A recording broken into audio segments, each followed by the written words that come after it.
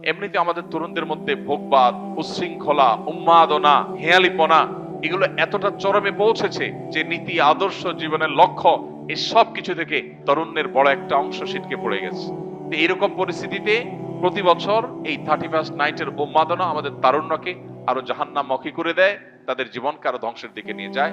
এই অপসংস্কৃতি আমাদের দেশে রাষ্ট্রীয়ভাবে নিষিদ্ধ ঘোষণা করা উচিত এবং এটি যেন সমাজে কোনোভাবে স্থান না পায়। এটা আমাদের কালচার না।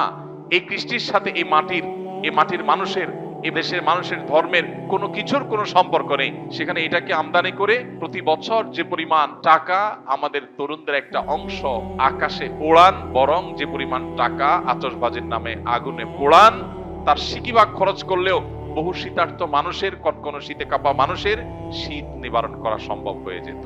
দুর্ভাগ্য আমাদের যে আমরা আনন্দ করবার জন্য আকাশে টাকা পোড়াচ্ছি এবং সেটার পেছনে যৌক্তিক কোনো গ্রাউন্ড নেই। কেন পোড়াচ্ছি, কেন হাসি করছি, কেন আমি উৎসব করছি, কেন হই হুল্লোড় করছি, সেটা আমি জানি না। গভীর রাতে যখন বহু মানুষ শুয়ে আছে, বিকট আওয়াজে গোটা শহরকে প্রকম্পিত করা, আর যা হোক কোনো কমন সেন্স থাকা, ন্যূনতম দায়িত্বশীলতা, দায়িত্ববোধ থাকা কোনো যুবকের কাজ হতে পারে না। আল্লাহ তাআলা আমাদের তারুণ্যকে বোঝার তৌফিক দান করুন। একজন মুসলমান যুবকের আনন্দিত হওয়ার বহু কারণ আছে। আপনি 31st নাইটের এই উন্মাদনার জন্য যে টাকা ব্যয় করে আনন্দিত হচ্ছেন, আমি জানি আপনি কিছু আনন্দ হয়তো পাচ্ছেন, কিন্তু আপনার এই বাজেট, এই সময়, এই শ্রম ব্যয় করে কিছু বন্ধুরা মিলে যদি পথের ধারে শুয়ে থাকা শীতার্ত মানুষদের কিছু গরম খাবার, গরম কাপড়, পোশাক যদি তাদেরকে উপহার দেন, তাহলে আপনার মধ্যে ওই আতশবাজির চাইতে অনেক বেশি আনন্দ বয়ে যাবে, আপনি অনেক বেশি মানসিক সুখ পাবেন। আল্লাহ আমাদেরকে বোঝার তৌফিক দান করুন। এই অপসংস্কৃতির ছোবল থেকে আমাদের সমাজকে আল্লাহ তাআলা রক্ষা করুন।